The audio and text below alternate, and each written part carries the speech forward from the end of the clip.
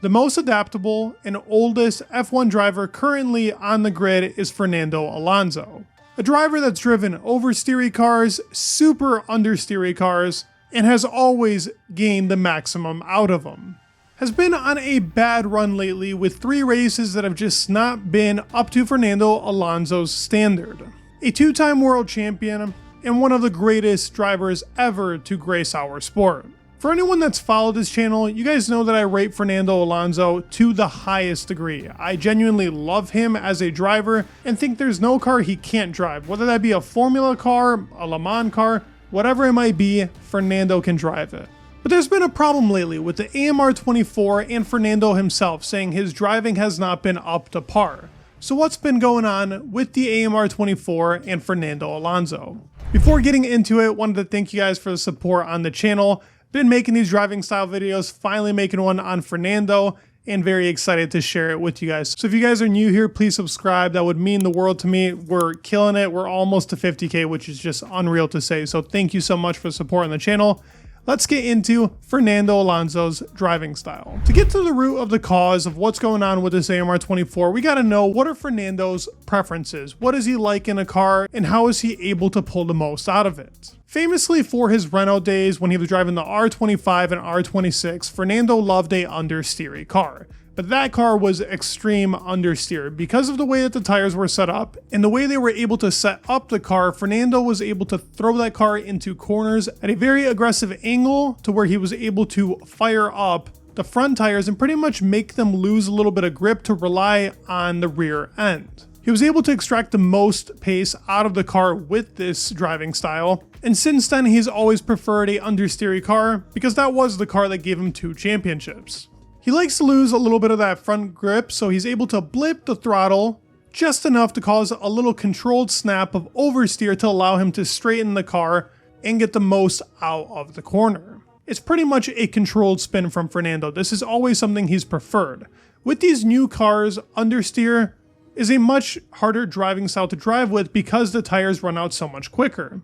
Before, you were able to do this and drive more aggressively, and while Fernando still does drive very aggressively, he's toned it down a lot, and these cars do prefer a little bit of oversteer because the weight is so high and the tires are so sensitive. He even says, because of my driving style, I've always steered aggressively in the middle of the corner, and then I go by how the front tires feel. If the steering goes softer, it means they're losing grip.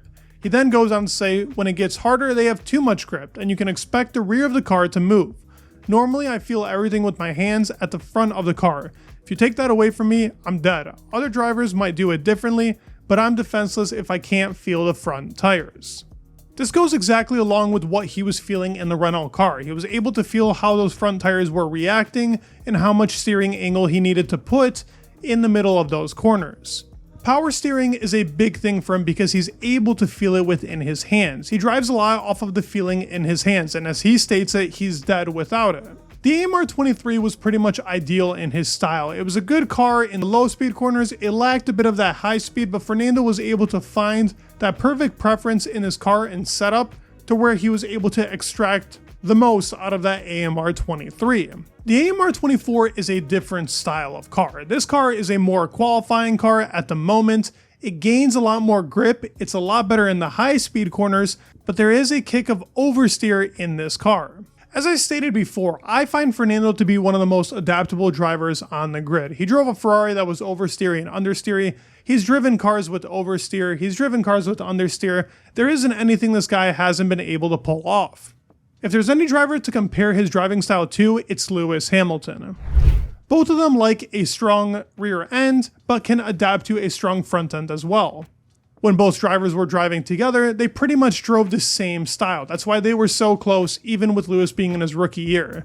The setups were super similar, and both drivers knew how to take corners in that exact same style, with a strong rear end. He talks about that ability to adapt coming from a very young age. I remember when I was karting from 6 to 11 years old, I was just racing by the home region in northern Spain. He goes on to talk about how the weather in Spain was very changeable, and he didn't have wet or dry tires. He only had the tires that worked on the kart, so he was able to adapt with only that one set of tires through the weather conditions And that even helped him nowadays with the feedback that he gives to his engineers. He says he would jump into those karts back in the day, depending on how it was in the weather and how the tires felt, he would even give that feedback. We've even heard now Fernando recently say a significant update is needed to this AMR24 and a wake-up call has been issued. The team has brought new updates in Imola, and this is where I could see Fernando be a little bit more uneasy with the car. Miami wasn't a great weekend, but that was still the same car they had from Japan.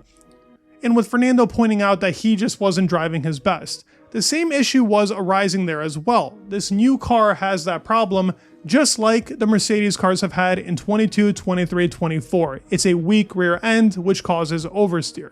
We saw Fernando have a big snap of oversteer in China, which he ended up actually eventually catching, but was the first sign of a car that has those snaps, like the AMR.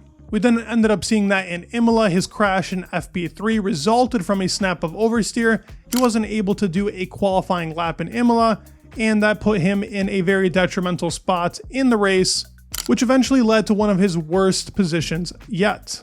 In Monaco, he wasn't able to finish the lap, but in that lap there were still places where Fernando definitely could have gained a lot more time, and he wasn't feeling himself completely in the car. The AMR24's characteristics is a super strong car on grip, but loses it very quickly. The rear end tends to go out with this new rear suspension, which gives a more oversteery car and a much more sensitive car to an Alonso that loves to go with a very aggressive steering angle.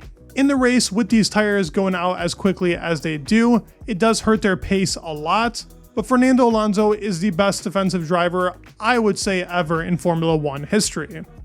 From his performance in 2021 in Hungary, getting Ocon essentially that victory, or the performance in 2023 in Brazil, or defending off Michael Schumacher back in the day as well, there are countless performances showing his defensive skill. His ability to take different lines and make the opponent think much harder, even in a quicker car, is where Alonso's IQ and driving style is on a different level. Defending is part of his driving style, with the inputs he puts, where he brakes, and how he chooses to take those lines has given us all-time moments, like I named 2021, 23, and in 2005, but there are many other moments, and drivers look into these moments as a way to practice their defensive driving, a pure masterclass by a very experienced and high IQ driver. From race pace, there's never been a doubt with Fernando Alonso. He is one of the quickest drivers of all time in the race. But in qualifying, where the AMR24's strength currently lies, in a car that's not very suited to his driving style, with these new updates that make the balance of the car very unstable and the rear kick up way too quickly, Alonso has said he has to adapt a little bit better and drive better. These are words from Fernando himself, which has been the problem with Aston Martin in 2024. Part of the reason why they have been behind in these 3 Grand Prix, specifically from Fernando, and why he's been losing out to Lance, is probably trying to go for extreme setup solutions.